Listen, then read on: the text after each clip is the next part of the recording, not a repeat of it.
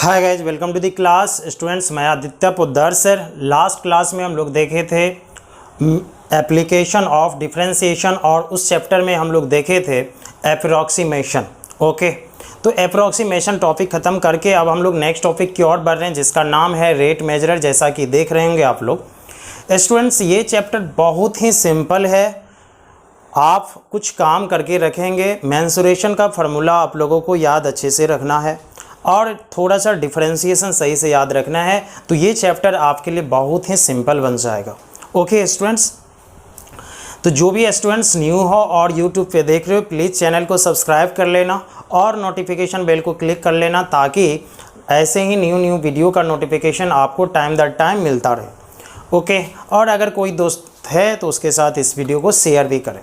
तो स्टूडेंट्स, आज जो हम लोग चैप्टर पढ़ रहे हैं वो है रेट मेजरर। तो रेट मेजरर चैप्टर में हम लोग क्या पढ़ने वाले हैं, आखिर क्या है रेट? वर्ड सुनने के बाद हिंदी मीडियम के बच्चे के दिमाग में आता है दर। मेजरर मतलब मापना, जानते ही हैं। तो यहाँ पे रेट को मापा जाएगा, रेट के बारे में बात होगा। ओके, तो जैसा कि कुछ हम बेसिक चीज़ के बारे में बात करते हैं फिर हम जो चलेंगे। अभी तक जो हम लोग डिफरेंशिएशन पढ़े हैं यानी dy बाई डी एक्स, तो स्टूडेंट इसको पढ़ने का बहुत सारा तरीका देखें। Differentiation of y with respect to x, derivative of y with respect to x, dc of y with respect to x। और इस चैप्टर में अब इसका नाम बदल जाएगा। आप dy बाई डी एक्स को बोलेंगे rate of change of y with respect to x, rate of change of y with respect to x। मतलब जिसका रेट ऑफ चेंज करेंगे वो ऊपर रहेगा और जिसके रिस्पेक्ट में करेंगे वो नीचे रहेगा। तो अगर इसी तरह से suppose dy by D T कहीं लिखा हुआ है तो इसको हम लोग आसानी से सिंपल वे में पढ़ सकते हैं rate of change of y, rate of change of y with respect to, किसके रिस्पेक्ट में चेंज हो रहा है? t के रिस्पेक्ट में। t को टाइम भी आप समझ सकते हैं, तो with respect to time t, with respect to time t। तो इस तरह से स्टूडेंट आज dy बाई डी एक्स का जो है वो मीनिंग बदल चुका है। ओके, तो आप यहाँ पे फर्स्ट नंबर में ये लिख लीजिएगा dy बाई डी एक्स को क्या पढ़ना है? Rate of change of y with respect to x। इस चैप्टर में कोई थ्योरी पार्ट नहीं है, ये छोटा छोटा चीज़ है जिसको आपको याद रखना है। और अगर इसी तरह से dy बाई डी टी को पढ़ा जाए तो rate of change of y with respect to t। Okay, अगर इसी तरह से dx बाई डी टी मिलेगा rate of change of x with respect to t। अब स्टूडेंट यहाँ पे मेन इंपॉर्टेंट चीज़ जो है वो क्या है? रेट ऑफ चेंज जब भी हम लोग बोलते हैं तो इसका मतलब दो चीज़ हमारे दिमाग में आना चाहिए। रेट ऑफ चेंज मतलब परिवर्तन का दर। तो रेट ऑफ चेंज दो टाइप का होता है, एक इंक्रीज कर सकता है मतलब बढ़ सकता है, और एक डिक्रीज कर सकता है, दैट मीन्स कि घट सकता है। तो रेट ऑफ चेंज मीन्स यानी चेंज परिवर्तन का जो दर है वो कितने टाइप का हो सकता है? दो टाइप का। या तो वो इंक्रीज यानी बढ़ सकता है या तो वो डिक्रीज यानी घट सकता है। तो अगर यहाँ dy बाई डी टी के बारे में देखा जाए तो ये दोनों के लिए लागू है। dy बाई डी टी को सिर्फ बोले हैं rate of change of y with respect to t। अगर आपसे कोई ये क्वेश्चन थोड़ा सा कम्प्लेक्स करके पूछे कि यदि y टाइम के साथ इंक्रीज होगा तो क्या होगा, यदि y टाइम के साथ डिक्रीज होगा तो फिर क्या होगा, तो यहाँ पे ये इंपॉर्टेंट बात निकल के सामने आता है। तो यहाँ पे 1 नंबर में हम लोग लिखेंगे यदि y टाइम के साथ इंक्रीज करेगा तो ये total dy by D T positive होगा। ध्यान देना यहाँ पे, अगर y टाइम के साथ इंक्रीज करेगा तो dy by D T positive होगा, और अगर ये y टाइम के साथ डिक्रीज होगा, डिक्रीज करेगा, तो फिर dy by D T negative होगा। तो यानी रेट ऑफ चेंज में दोनों आ जाता है, इंक्रीज भी डिक्रीज भी। लेकिन अगर इंक्रीज करेगा तो पॉजिटिव, डिक्रीज करेगा निगेटिव। ज़रा इसको एक एग्जाम्पल के द्वारा, फिगर के द्वारा दिखाते हैं। सपोज स्टूडेंट, ये कोई वॉल है यानी दीवार है, और ये ग्राउंड है।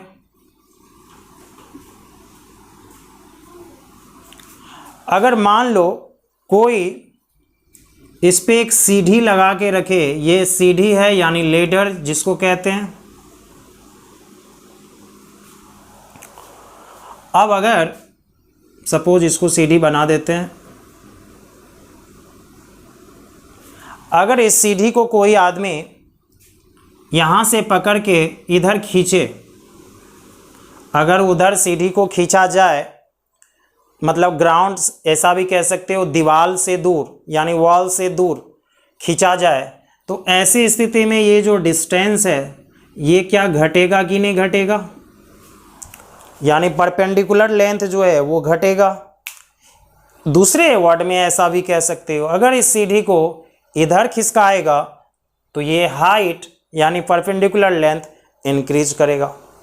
तो अगर क्वेश्चन ऐसा है तुम्हारे सामने कि इस लेडर को कोई खींच रहा है, और अभी वर्तमान में प्रेजेंट में जो ये लेंथ है वो है x मीटर, लेंथ क्या है x मीटर, और इस सीढ़ी को कोई खींच रहा है, तो इसका मतलब है ये x डिक्रीज करेगा यानी x घटेगा, यानी रेट चेंज होगा। तो अगर x में रेट चेंज होगा तो उसको क्या बोलेंगे, dx बाई डी टी। अगर x चेंज होगा तो क्या बोलेंगे उसको, dx by D T.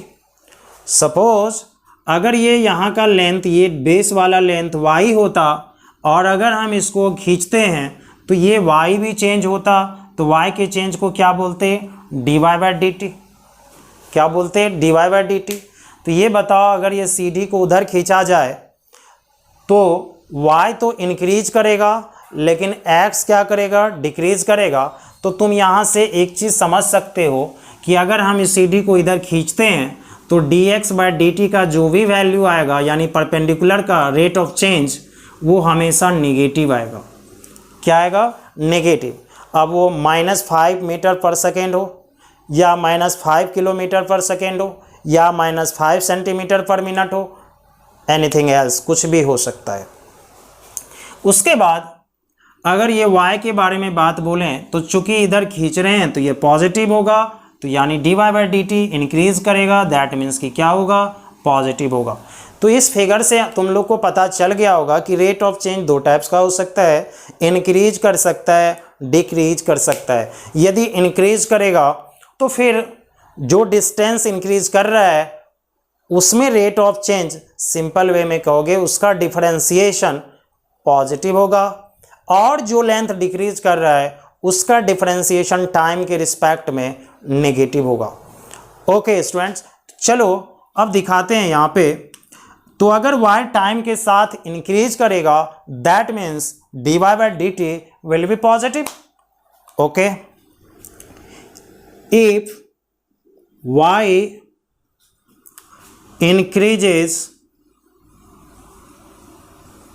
if y increases, लिखना तुम लोग, with time, then dy by dt, then dy by dt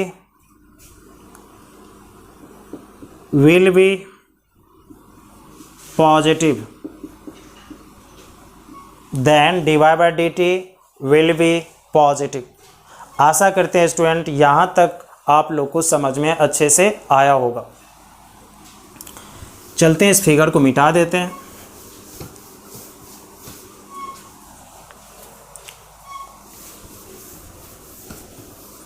फिर एरो देना,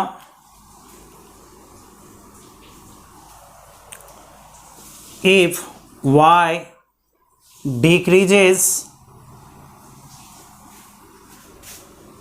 with time, then dy/dt will be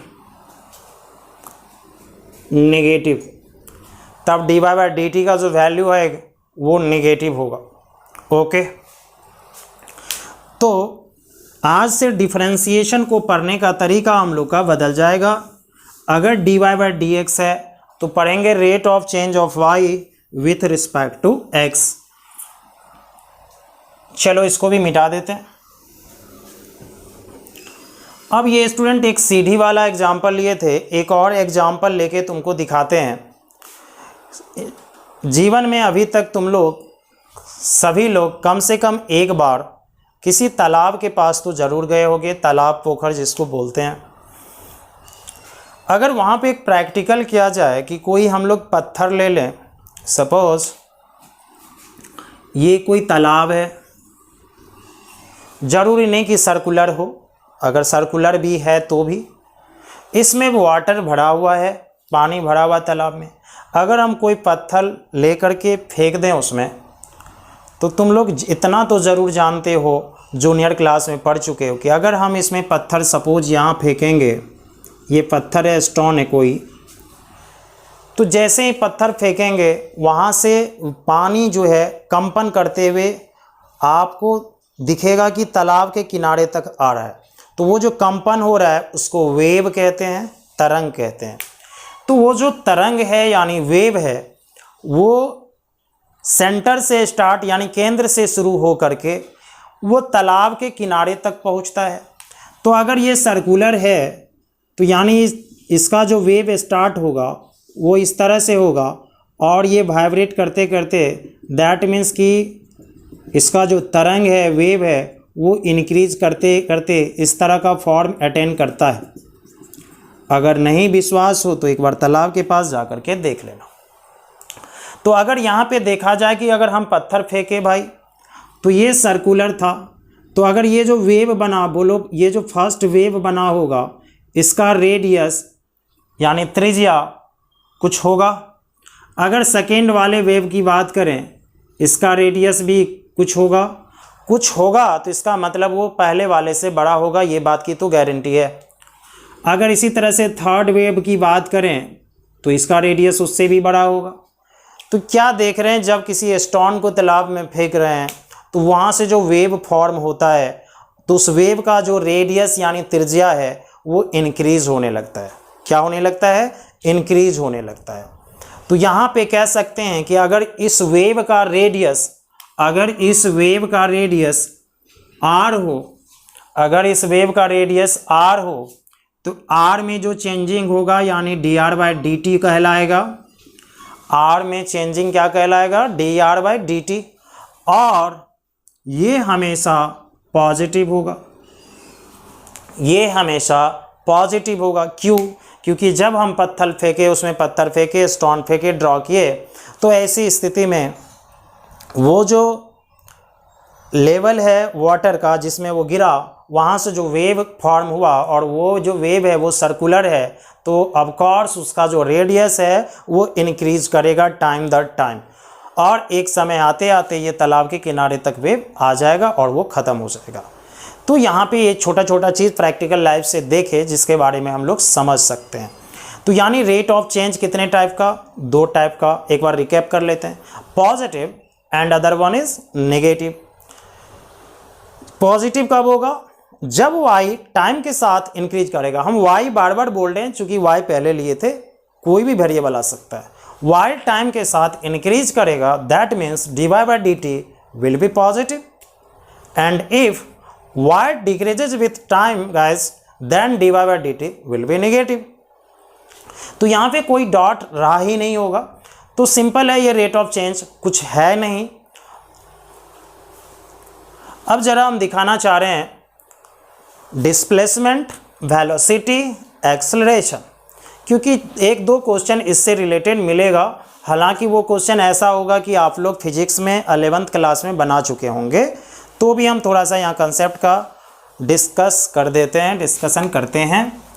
तो लिखना 2 नंबर में, 1 नंबर में हम लोग रेट ऑफ चेंज देख लिए, 2 नंबर में लिखना डिस्प्लेसमेंट।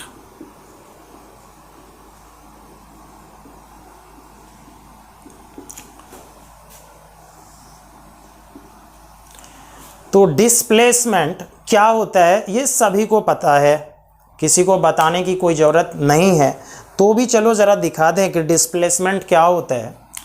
सपोज स्टूडेंट ये पॉइंट ए है और ये पॉइंट बी है। इस ए पॉइंट से बी पॉइंट तक हम लोग जाने का कोशिश कर रहे हैं, चलने का कोशिश कर रहे हैं। कोई क्या किया, इधर से एक रोड मिला उसको, वो बी पे पहुंच गया, ए से बी तक। सपोज दिस इज रोड 1, पहला रास्ता।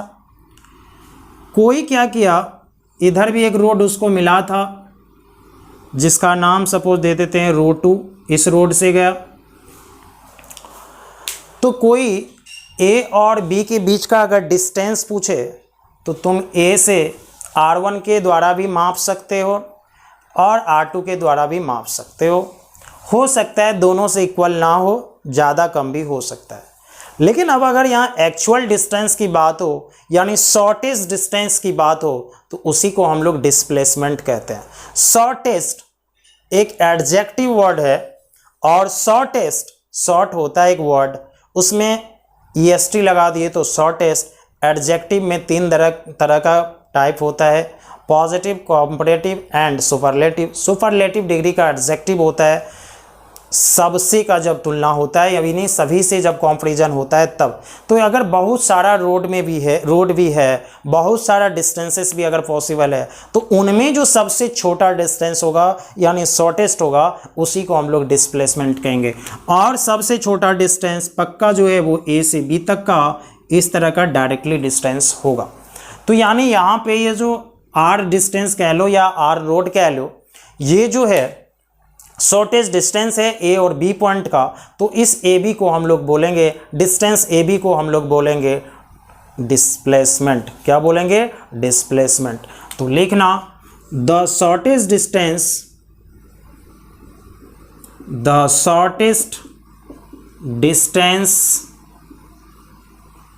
बिटवीन इनिशियल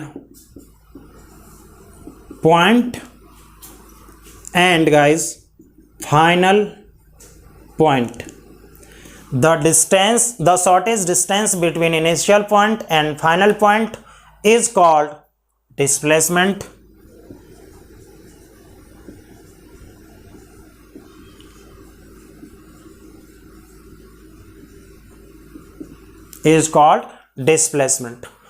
अब इनिशियल पॉइंट क्या होता है? शुरुआती का पॉइंट। अगर ए से स्टार्ट किए तो ये ए को बोलेंगे इनिशियल पॉइंट,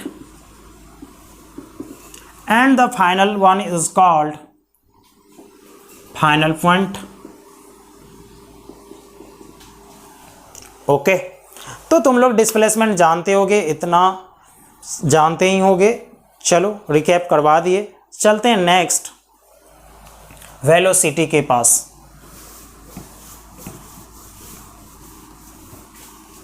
अच्छा, डिस्प्लेसमेंट को जनरली किससे डिनोट करते हैं? एस से। लिख लो डिस्प्लेसमेंट में ही एरो देके, displacement is generally denoted by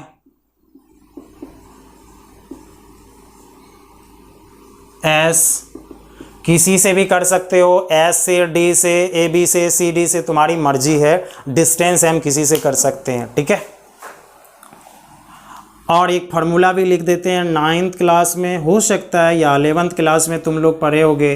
S equal U T plus half A T square. Distance का फार्मूला टाइम के रिस्पेक्ट में यही होता था, इक्वेशन कह सकते हो इसको।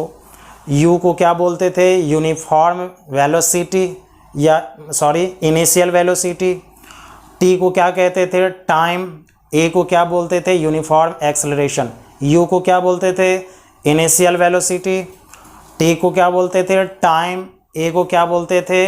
Uniform acceleration. तो यहाँ पे s का फार्मूला ये होता है, तुम लोग याद भी रखना क्योंकि 1-2 क्वेश्चन में इसका ज़रूरत पड़ेगा। चलो चलते हैं 2 नंबर में वेलोसिटी के पास, जिसको वेग कहते हो हिंदी मीडियम वाले बच्चे।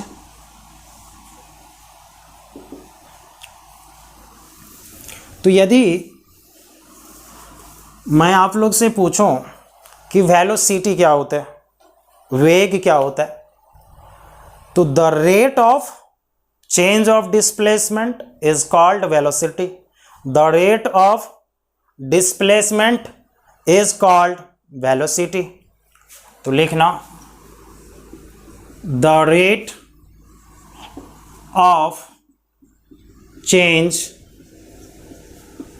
ऑफ डिस्प्लेसमेंट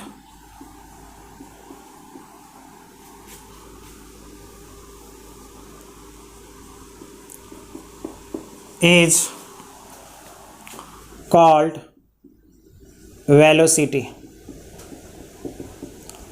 अब यहाँ पे अगर हम बोले rate of change of displacement, किसके रिस्पेक्ट में रेट ऑफ चेंज, तो जब कुछ नहीं बोले तो समझ लो टाइम के रिस्पेक्ट में है। ओके, वेलोसिटी को भी से डिनोट करते हैं, सबको पता है। वेलोसिटी इज डिनोटेड बाय भी, दैट इज, अर्थात भी इक्वल क्या बोलेंगे, यदि हम एस को डिस्प्लेसमेंट मानते हैं तो एस में रेट ऑफ चेंज, अगर हम एस को कुछ भी मानते हैं तो एस में रेट ऑफ चेंज क्या होगा, D S by D T होगा। तो अभी डिफिनेशन क्या पर है, rate of change of displacement यानी rate of change of S, और कुछ नहीं तो किसके रिस्पेक्ट में, टाइम है या नहीं है। तो आज से याद रखना d S by D t को क्या बोलेंगे, वेलोसिटी। तो भी इक्वल हम लोग लिख सकते हैं D S by D T, जहां पे एस क्या है, डिस्प्लेसमेंट। तो rate of change of displacement with respect to time, बोलो या ना बोलो कोई दिक्कत नहीं, इज कॉल्ड वेलोसिटी। चलो नेक्स्ट लिखना एक्सेलरेशन।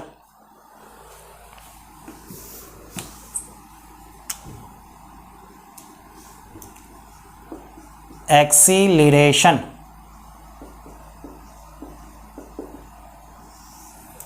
तो एक्सेलरेशन क्या होता है, rate of change of velocity with respect to time is called acceleration.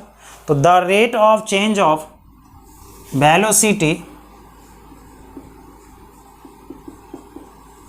Is called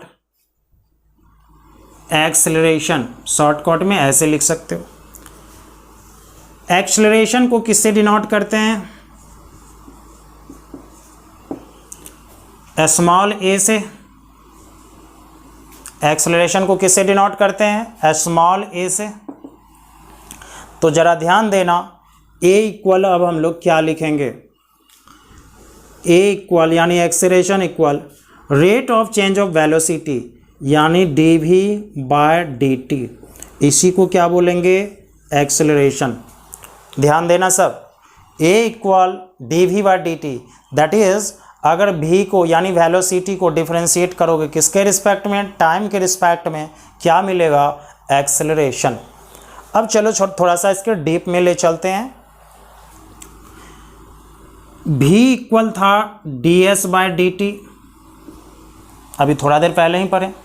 अगर इसको डिफ्रेंशिएट करें टाइम के रिस्पेक्ट में तो ये होगा D V by D T, और D S by D T का डिफ्रेंशिएशन टी के रिस्पेक्ट में क्या होगा, D two S by D T square यानी डबल डेरिवेटिव। तो D V by D T is equal to आया D two S by D T square, और D V by D T is called A. A को कह सकते हैं D two S by D T square. तो ये भी ध्यान रखना कि एक्सेलरेशन का एक और फार्मूला आया, यानी और कर सकते हो, A equal D two S by D T square. A equal D two S by D T square. तो ये कैसे आया वो दिखाने के लिए किए थे, ज़रूरी नहीं है ये लिखना, सिर्फ फार्मूला लिख लो, फिजिक्स में तुम लोग पढ़े ही होगे। ओके, तो स्टूडेंट दोनों फार्मूला में से कब को यूज़ करेंगे, कैसे, ज़रा ध्यान दो। यदि वेलोसिटी देगा, एक्सेलरेशन पूछेगा, तो ये फार्मूला लगाना, सिंपल एक बार डीसी कर लोगे। और अगर डिस्प्लेसमेंट दिया तो अगर 2 बार डिफ्रेंशिएट करोगे डिस्प्लेसमेंट को, क्या मिलेगा, एक्सेलरेशन। 2 बार डिफ्रेंशिएट करोगे डिस्प्लेसमेंट को, क्या मिलेगा, एक्सेलरेशन। वाकायदा इस फार्मूला से तुम प्रूफ भी कर सकते हो बहुत कुछ। तो आशा करते हैं इसको तुम लोग नोट कर लोगे, स्क्रीनशॉट लेके नोट कर लो। चलो चलते हैं next.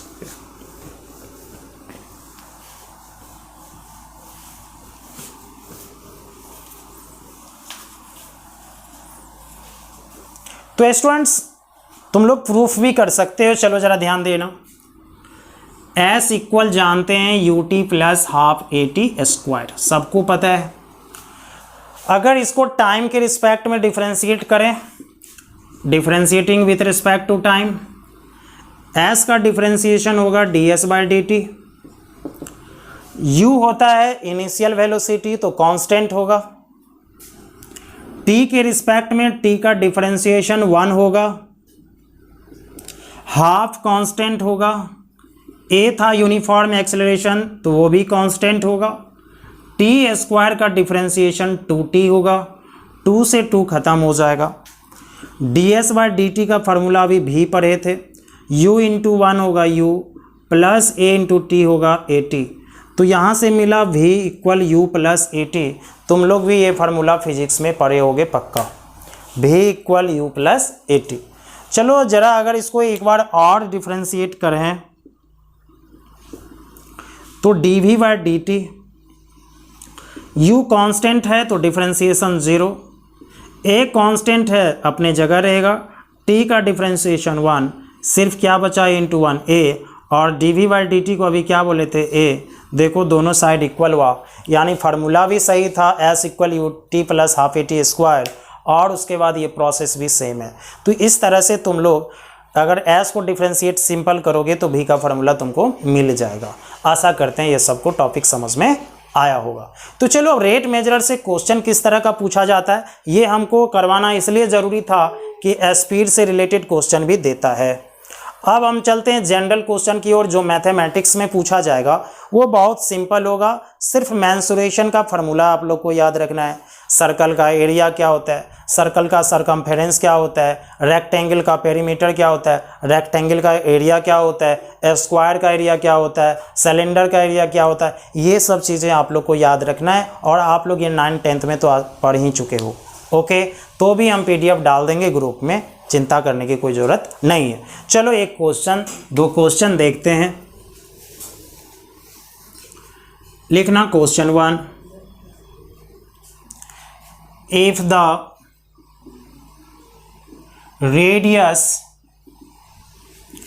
Of a circle, if the radius of a circle increases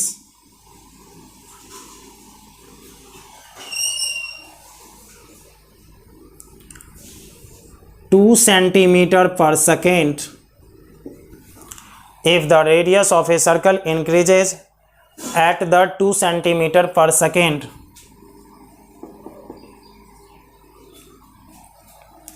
then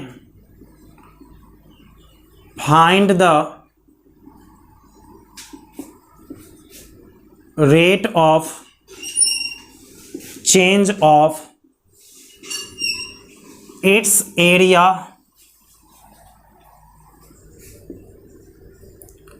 when radius will become 7 centimetre. तो क्वेश्चन क्या है, if the radius of a circle increases at the rate of 2 centimetre पर second.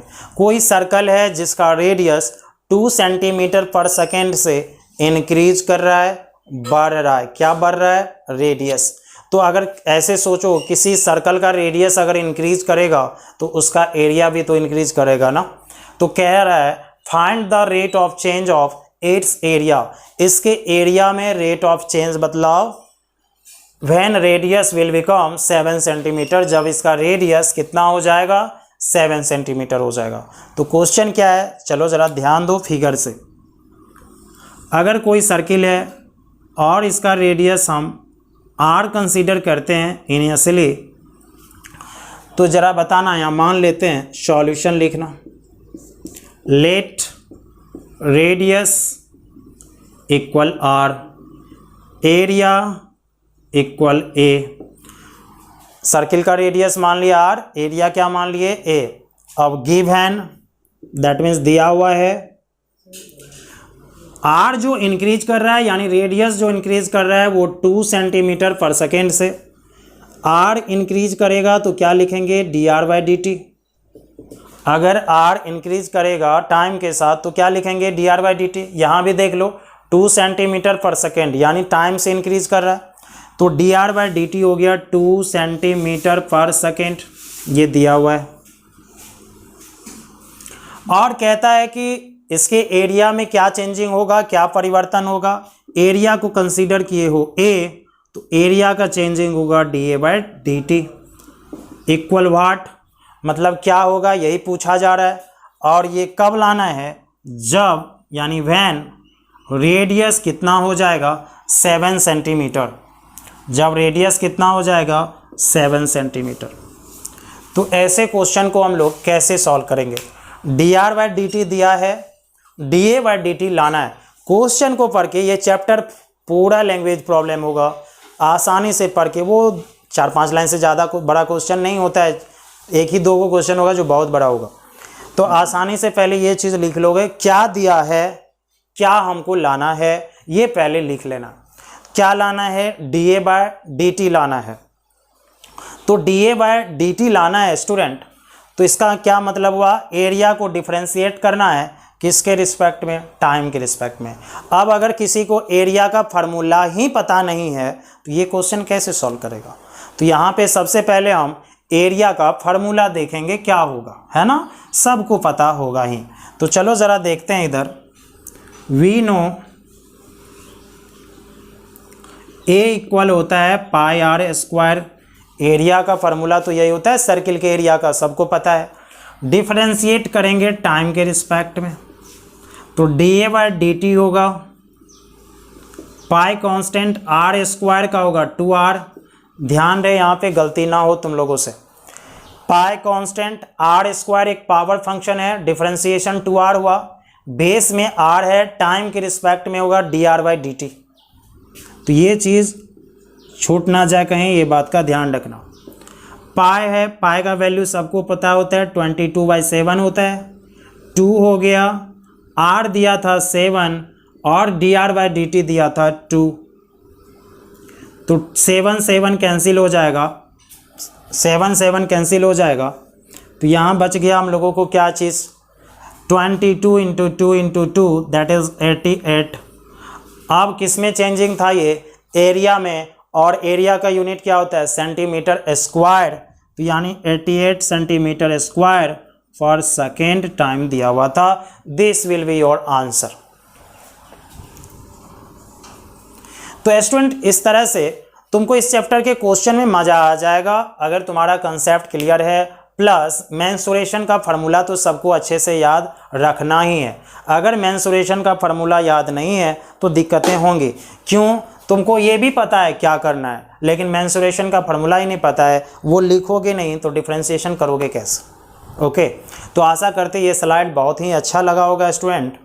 हम next slide में यानी next video में कुछ important question लेकर के आएंगे जो तुम लोग को हम बना करके देंगे और फिर बुक से होमवर्क भी देंगे, और तब तुम लोग को क्लैरिटी अच्छे से मिल पाएगा। लेकिन अभी जितना लिखा है उसको एक नोटबुक मतलब कॉपी में नोट कर लेना, अच्छे से फेयर कर लेना, और इस क्वेश्चन को अच्छे से देख लेना, क्लियरिटी मिल जाएगा।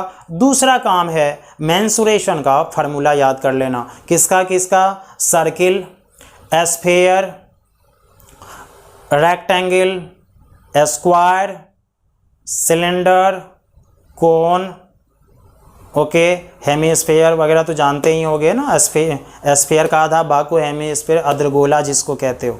ओके, ये सब चीज़ें याद रखना है, जो भी मेंसुरेशन में फार्मूला हम लोग 10th में पढ़े। इक्विलैटरल ट्रायंगल का एरिया, आइसोसेलेस ट्रायंगल का एरिया, ये सब चीज़ जो हम बेसिक क्लास में लिखा भी चुके हैं, तो उसमें कोई दिक्कत नहीं होना चाहिए, या PDF ग्रुप में भी भेज देंगे, बट याद करना तो तुम्हारा काम है। अगर वो याद नहीं होगा तो फिर कैसे बनाओगे। तो चलो स्टूडेंट्स, मिलते हैं नेक्स्ट वीडियो में। बाय, नमस्ते।